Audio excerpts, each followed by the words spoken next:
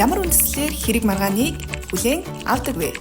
Ирүү, иргэн захиргааны хэргийн оролцогчид хууль заасан үндслээр давзаалдах шатны шүүхийн магадлалд 14 хоногийн дотор хяналтын гомдол гаргах хэрэгтэй. Ийхүү гомдол гаргасан тохиолдолд Монгол Улсын дээд шүүхийн холбогдох танхимын нийт хүчтийн хуралдаанаар тухайн гомдлыг хяналтын шатны шүүх хуралдаанаар хянан хэлэлцэх хэсгийг шийдвэрлэнэ. Монгол Улсын шүүхийн тухай хууль зааснаар улсын дээд шүүх нь хууль хэрэглээний нийгмэл байдлыг хангах зорилгоор дараах 4 төрлийн хэрэг маргааныг хүлээн авч хянан шийдвэрлэнэ.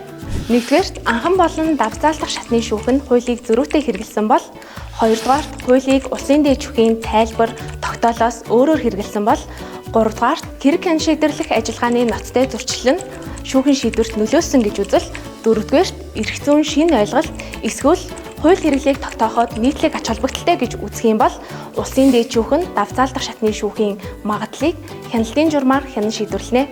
Улсын дээд шүүх хуулиар тусгаалan заасан зарим төрлийн хэрэг маргааныг шийдвэрлэхдээ давзаалдах шатны шүүхийн журмаар хянан шийдвэрлэнэ. Мөн хуулиар хэргийн харьяаллыг наривчлан тогтоогоогүй зарим төрлийн маргааныг шийдэх шүүхийн хэргийн харьяаллыг тогтоох бүрэн эрхтэй байдаг. Улсын дээд шүүх нь аливаа хэрэг маргааныг хяналтын шатны шүүх бүрэлдэхүүнээрээ хянан шийдвэрлэхдээ 5 шүүгчийн бүрэлдэхүүнтэй хянан шийдвэрлээд тогтоол гаргадаг. Энэхүү тогтоол буюу шийдвэр нь эцсих бөгөөд бүх шүүх бусад этгээдүүд заавал биелүүлнэ.